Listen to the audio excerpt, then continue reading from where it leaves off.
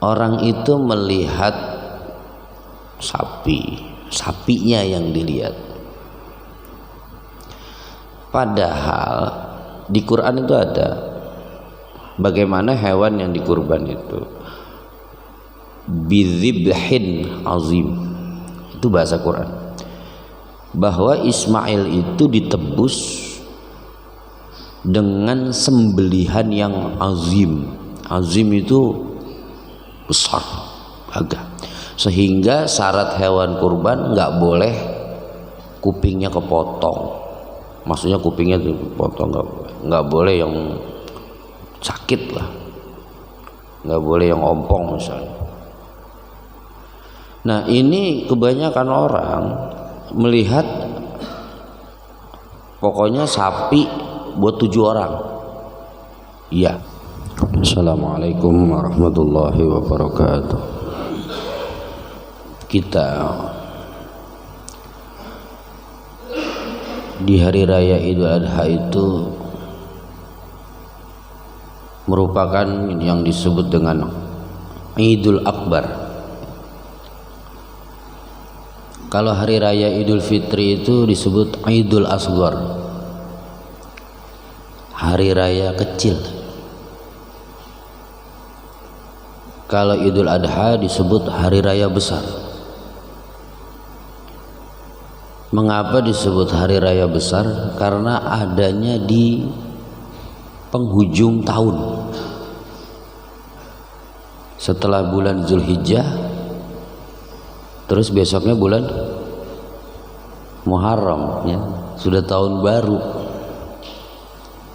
Oleh karena itu dahsyatnya hari raya Idul Adha itu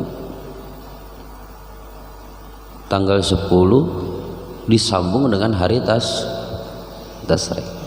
Boleh nggak puasa? Nggak boleh.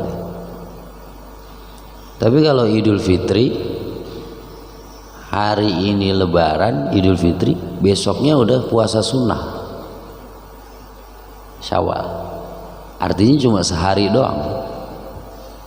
Tapi kalau Idul Adha panjang tuh 4 hari, 10, 11, 12, 13 baru boleh puasa.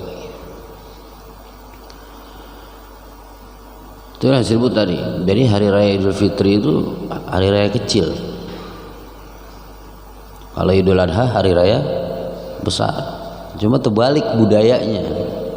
Kalau Idul Fitri pakai baju baru. Nah, Idul Adha nggak pakai baju baru. Itu balik jadi budayanya. Nah saudara sekalian, di hari raya Idul Adha itu ada ibadah yang sifatnya maliyah.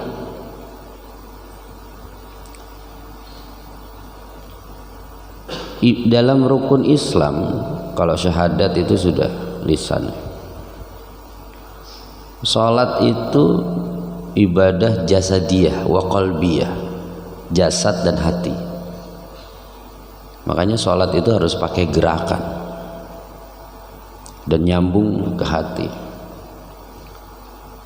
Puasa itu ibadah jasadiyah dan qalbiyah,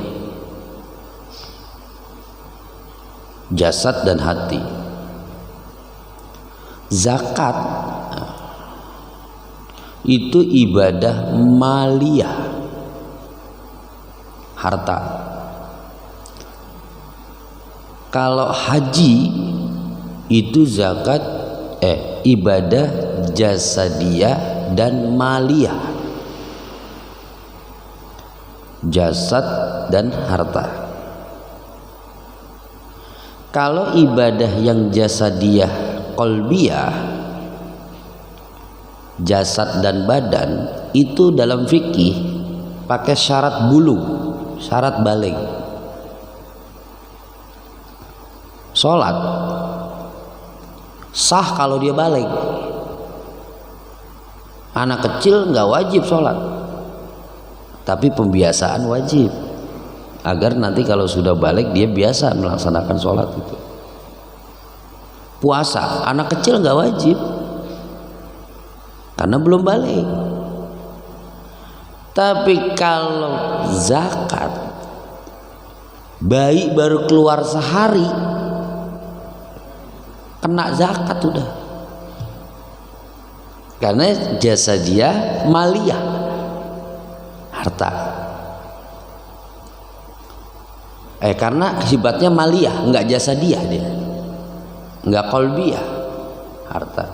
Kalau haji, jasa dia maliyah, jasad dan harta. Karena hubungan dengan jasad, maka harus ada syarat balignya. Kalau kurban ini maliyah, punya duit korban, maka orang yang berkurban untuk anaknya misalnya yang masih bayi itu bisa. Misalnya begini, misalnya orang tuanya nabung nih, duitnya banyak, sampai 20 juta, biaya lahiran habis 5 juta, kan sisa berapa tuh? 15. Sama orang tuanya udah nganggap ini mah punya dia nih, gue mau udah nggak ngomeh-ngomeh dah, ini punya dia nih, udah aja dibuat kurban. Yang korban siapa jadinya? Anaknya apa bapaknya? Bapaknya udah bilang, oh, nggak ngomong-ngomong, ini mah rezeki dia udah ini duit dia udah ini. Jadi yang korban siapa? Anaknya. Boleh? Boleh, karena nggak jasa dia. Saudara, kalau anak kecil yang sudah di kurban, itu juga sebagai wasilah menjadikan anak soleh. Saya nggak tahu, pakai rasio itu nggak nyambung. Anak yang dari kecil itu sering didekatkan dengan ibadah, tumbuhnya beda. Ada kawan saya ngambil contoh, 100 anak ditanya mana yang waktu dalam kandungan 7 bulan sama yang enggak. Tanya emaknya masing-masing gitu katanya. Ya tanya, dari sekian banyak data yang waktu dia dalam kandungan di 7 bulanin sama yang enggak, ternyata bedanya tuh sangat banget. Kalau yang di 7 bulanin itu biasanya disuruh sembayangnya rada gampang. Biasanya disuruh ngajinya rada gampang. Bahkan kagak disuruh, malah nyuruh bapaknya. Terawih pak, rokok aja, malah anaknya yang nyuruh malah. Itu bedanya luar biasa. Nah anak yang ini rezeki dia udah, tabungan dia dikuat korban, nanti akan terbiasa. Jadi kalau misalnya panitia kurban panitia kurban nerima hewan kurban, perlu data umur nggak? Nggak perlu. Sama korban pak sapi 7 orang, buat siapa aja? Ini. Nggak usah ditanya. Ini umurnya berapa dia? Yang ini berapa dia? Yang ini berapa? Nggak usah. Karena apa? Nggak ada batas umur, baik batas minimal maupun batas maksimal. Karena itu ibadah maliyah. Para imam-imam fikih, masalah kurban ini aja, walaupun yang kita tahu hukumnya itu sunnah, itu jelimet pak. Imam fikih kan Imam Syafi'i, Hambali, Hanafi, Maliki. Imam Syafi'i, Imam Hanafi, Imam Malik itu mengatakan hukum kurban adalah sunnah muakkad, sunnah yang sangat dianjurkan. Tapi bagi Imam Hambali bahasanya begini, apa sunnah muakkad itu, nggak serius, kata dia begitu. Apa sunnah muakkad, nggak serius. Kalau mau enggak. Terus apa kata dia? Hukum kurban menurut Imam Hambali wajib. Kira-kira orang Ciganjur pakai yang mana? Kalau pakai mazhabnya Imam Hambali,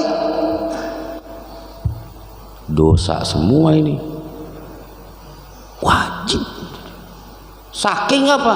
Yang kaya kudu ngerti kalau punya duit kudu korban. Yang enak ketua DKM ngomong begini nih, biar korbannya banyak ini besok gitu.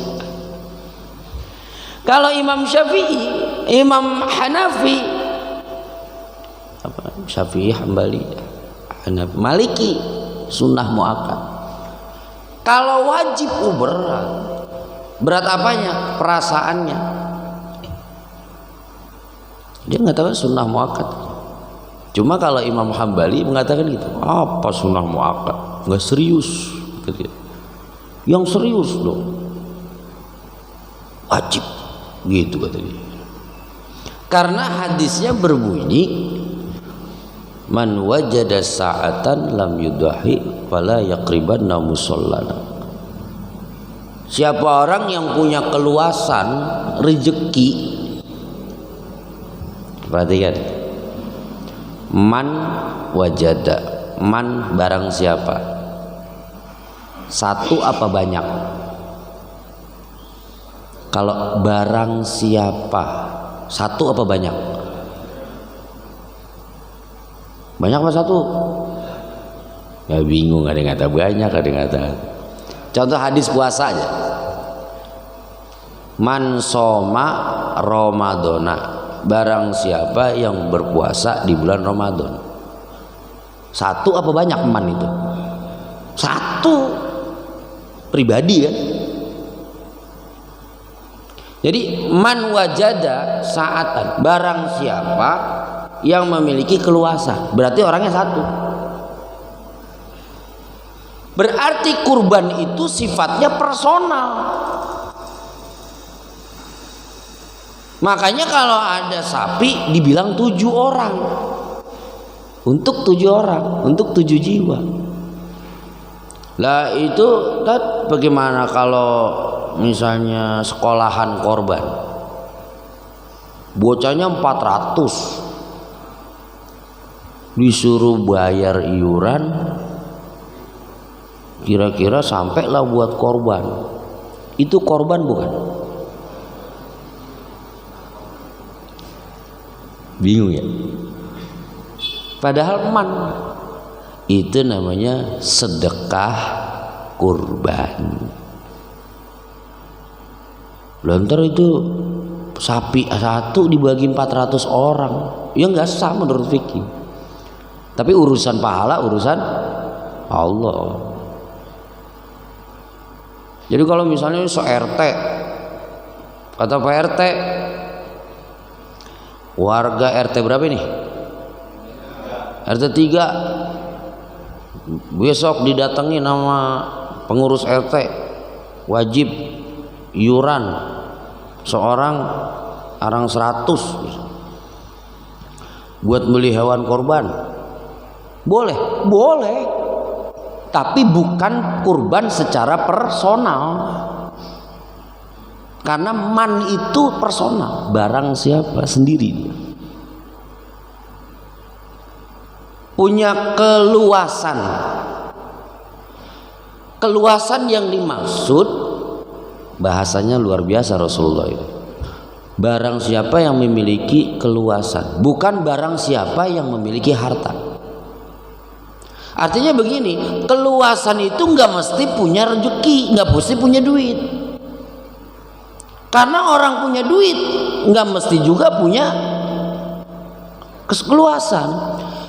Inilah yang menjadi dasar hukum kurban nyicil. Kan nabung tuh. Di masjid saya ada tuh nabung.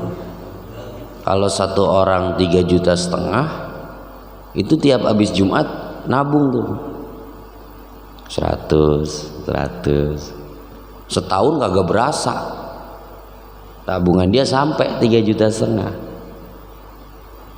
Kalau 3,5 juta plek langsung berat bagi dia, tapi dia mampu untuk nyicil, itu namanya saatan, keluasan. Jadi boleh bikin tabungan kurban. Dari sini pula orang berkata, apa hukumnya kurban itu ngutang? Pernah Bapak mau korban utang dulu?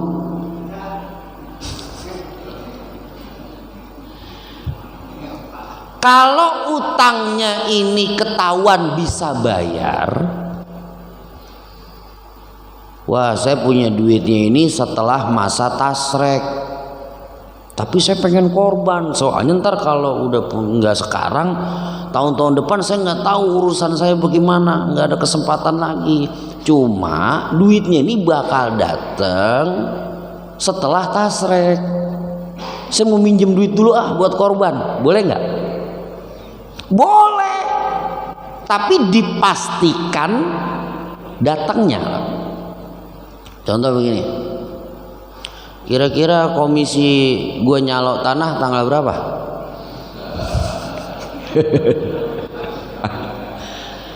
Lebaran kan tanggal 9 nih, Idul Adha tanggal 9 Juli, 9, 10, 11, 12. Ini dah komisi lu gua kasih tanggal 20. Bener nih, bener. Duitnya udah ada di bank nih, ceknya nih udah tinggal nyairin doang. Cuman tanggal 20. Emang apa sih? Gue pengen korban. Dia minjem duit buat korban. Siapa gitu minjem duit dulu buat apa? Buat korban. Kalau korban maksain amat. Ibadah memang kudu dipaksa. Menggantinya kapan? Tanggal 20. Nih WA-nya lo lihat. Gue mau dikasih komisi nyalok tanah. Tanggal 20. Gue takut tahun depan kagak ada umur. Gue takut urusan tahun depan lebih gede. Sehingga gue gak korban. Dan gue minjem duit sama lo dah. Gue buat korban. Boleh gak begitu? Boleh. Boleh. Yang kagak boleh begini, minjem duit dong buat apa? Korban. Ibadah maksain. Nah, emang ibadah mah kudu dipaksa. Gantinya kapan? Ya ntar kalau ada. Ya. Ininya kagak boleh 3. Ini kagak jelas ini yang begini. Jadi yang dimaksud begini saudara, agama itu ad-dinu yusrun fala tu'assiru.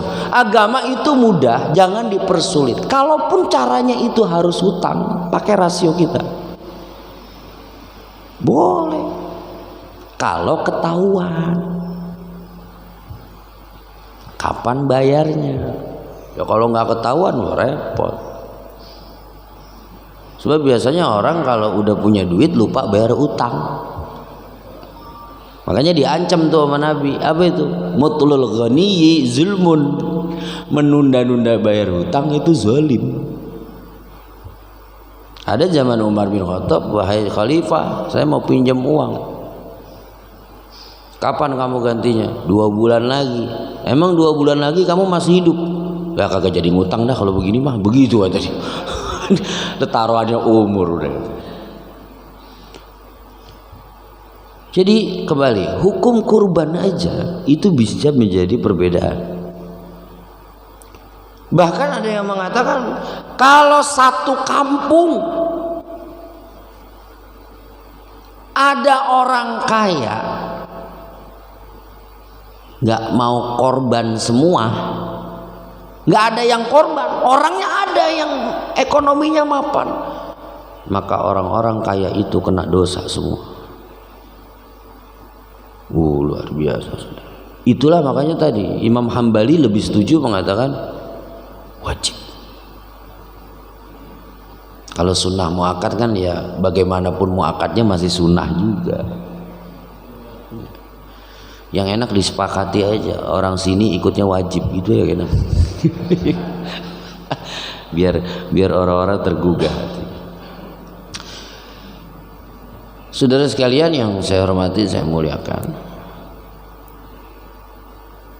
ini seringkali orang itu melihat sapinya yang dilihat, padahal di Quran itu ada bagaimana hewan yang dikurban itu bidzibhin azim, itu bahasa Quran, bahwa Ismail itu ditebus dengan sembelihan yang azim.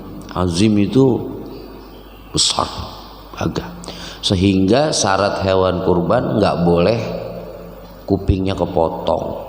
Maksudnya kupingnya dipotong, nggak boleh yang sakit lah, nggak boleh yang ompong misalnya. Nah ini kebanyakan orang melihat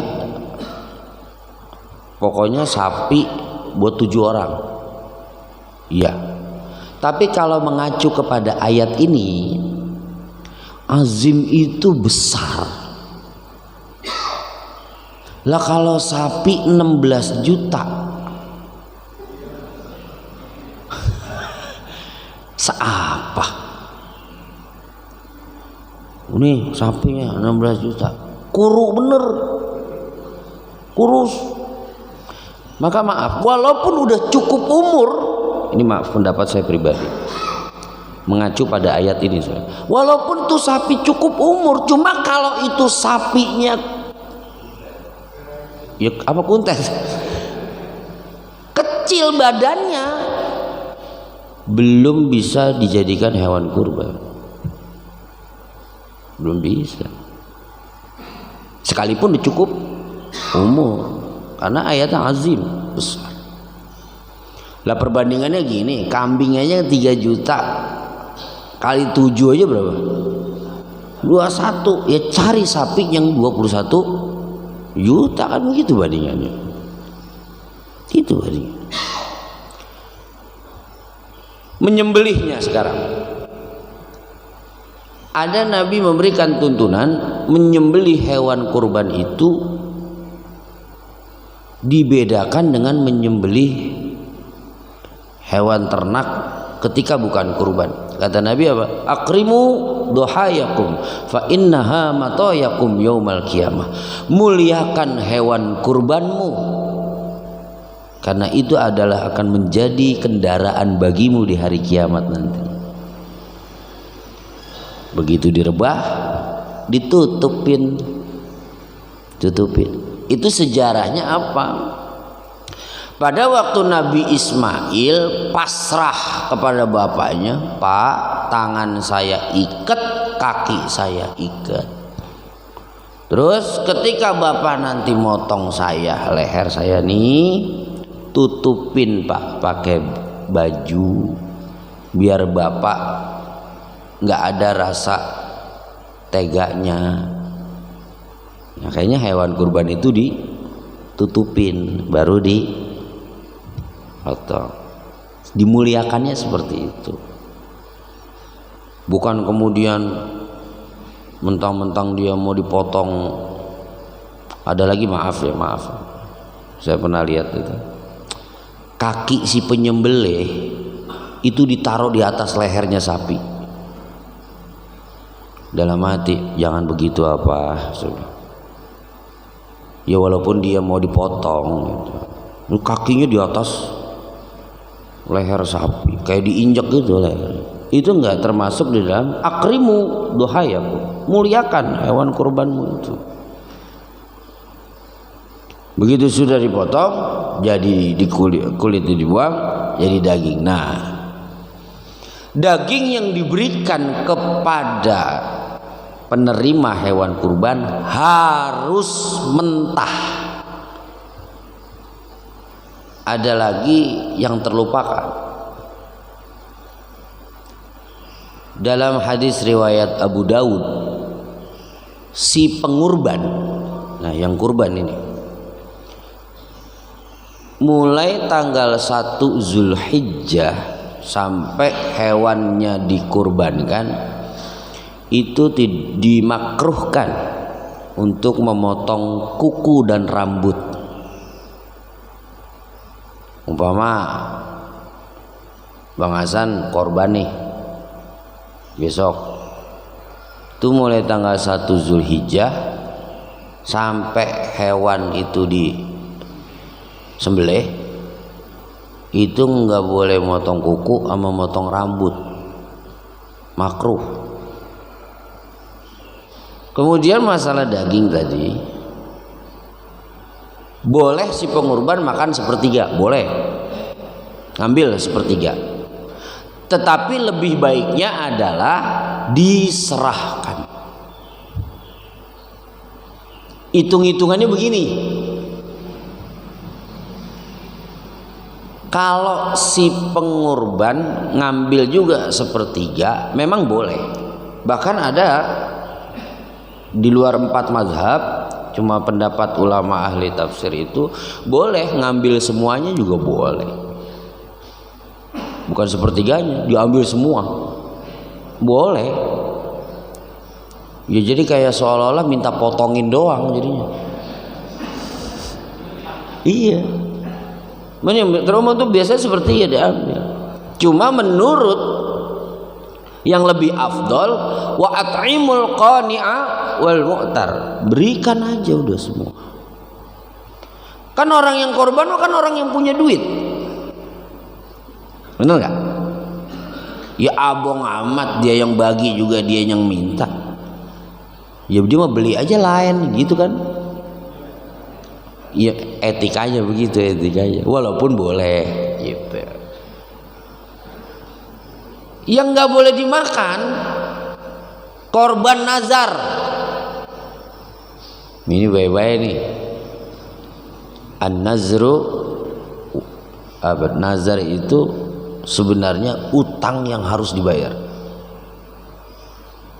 Saya mau nazar, besok kalau anak saya lulus, saya mau korban deh dia. Itu yang nggak boleh makan, yang korban sama keluarganya nggak boleh, karena itu masuknya kurban yang wajib. Kurban yang wajib, misalnya bapak nazar, saya tahun ini saya mau korban, itu bapak, istri, anak bapak nggak boleh makan. Nggak boleh makan dari yang ya hewan yang dia korbanin. Saya pengen banget makan, tat, minta aja nyari sama masjid lain gitu aja udah. Nyari sama yang korban lain kalau misalnya pengen makan, karena ya itu nazar itu. Ini saya sekilas sekedar trik aja ya. Panitia nih, seandainya dalam 7 orang itu 1 aja ada yang nazar, kan kita tidak tahu nih panitia. Nah, trik saja supaya nanti aman semuanya dan kan begitu ya. Andai kata panitia harus punya trik, kasihlah si pengurban itu dari sapi B, boleh nggak kira-kira begitu? Terima kasih. Iya. Jadi panitia pertama memberitahu, Bapak niatnya nazar. Ya. Bapak tahu nggak konsekuensinya? Kalau misalnya nazar kurban itu daging nggak boleh dimakan. Misalnya gitu. Oh iya, saya tahu. Saya nggak akan makan. Nah, berarti kan dia nggak dapat. Yang 6 tadi yang dapat, yang sisanya. Tapi kalau memang dari panitia ingin, ya biar dia kebagian juga, ditukar ya. Ditukar antara kelompok 1 dengan kelompok 2 ditukar. Itu tidak apa-apa. Jadi yang tidak diperbolehkan itu dia makan daging hewan kurbannya sendiri. Assalamualaikum warahmatullahi wabarakatuh. Waalaikumsalam. Ini masih terkait dengan pertanyaan tadi ya. Jadi banyak tuh kalau kita di perusahaan-perusahaan besar itu ada yang namanya kita berkurban tapi pakai uangnya perusahaan tapi atas nama perusahaan. Dalam rangka untuk korporasi sosial untuk berbagi lah, bakti sosial semacam itu berbagi. Nah itu bagaimana tuh apakah itu atas nama perusahaan dan gimana itu masuk kalau kita kan pahalanya siapa tuh, direkturnya, pegawainya, perusahaan kan itu bukan ini ya, nggak punya nyawa, bukan orang. Nah mungkin terkait dengan pertanyaan yang tadi bisa jadi itu si perusahaannya pinter, artinya ya udah di atas namain karyawannya misalnya gitu kan, tapi mungkin dalam rangka promosi dia mungkin sampaikan bahwa perusahaan sudah melakukan bakti sosial. Itu gimana Ustaz? Terima kasih. Ya, memang secara fikih bahwa satu hewan itu 1 orang, kambing. Kalau sapi kan 7. Nah, bagaimana tadi di awal kalau perusahaan, saya menyamakan tadi dengan sekolah ya. Siswanya ada 400, disuruh iuran, dapat sapi 1 ekor. Kan overload ini. Jadi saya ulang, 1 hewan kambing 1 jiwa, kalau 1 sapi 7 jiwa, kaitannya jiwa. Bagaimana kalau perusahaan jama, yaitu namanya sedekah dalam rangka hari raya kurban, tidak masuk pada kategori berkurban bagi secara pribadinya. Makanya tadi hadisnya itu man wajada, man itu personal buat seseorang pribadi itu. Adapun misalnya pahalanya, wallahu a'lam bishawab, Allah pasti ngasih, cuman berapa besarannya nggak tahu, karena itu udah ranahnya Allah Subhanahu wa taala gitu. Iya, bukan kita ngasih hewan kurban padahal dari non muslim. Dalam Quran begini, maaf, man amila sholihan fahuwa mu'min falanuhyiyannahu hayatan thayyibah. Barang siapa yang beramal soleh, dia orang mukmin, maka akan kami berikan kehidupan yang enak. Jadi kalau pengen dibalas pahala oleh Allah, syaratnya beriman. Perbuatan baik apapun nggak akan bisa berpahala kata Allah kalau dia nggak beriman. Nah, berhubung yang ini Tuhannya lain, jadi itu menurut Tuhan dia dah, gitu-gitu aja kira-kira. Nah, terus bagaimana kalau kita? Kan kita mah dikasih barang yang halal. Kita bukan dikasih akidah dia, tapi kita dikasih kemudahan barang yang halal. Ya kita terima. Adapun bagaimana dia itu sudah urusan Tuhannya. Maka itulah saudara, sedekah diantaranya kurban. Kurban itu juga sedekah. Pemberian orang lain itu tidak pandang agama. Pemberian orang lain tidak pandang agama. Hewan kurban yang memberikan non muslim terima. Masjid lagi renovasi, yang beliin pasir semen non muslim terima. Nggak ada kaitan dengan dia harus beriman, karena urusan ibadah sosial tidak kudu ada agamanya. Itu dulu bahasa Gus Dur begini, tidak peduli apapun agama atau sukumu, jika kamu bisa berbuat baik, orang tidak akan bertanya apa agama kamu. Alhamdulillahirabbil alamin. Ala minkum. Assalamualaikum warahmatullahi wabarakatuh.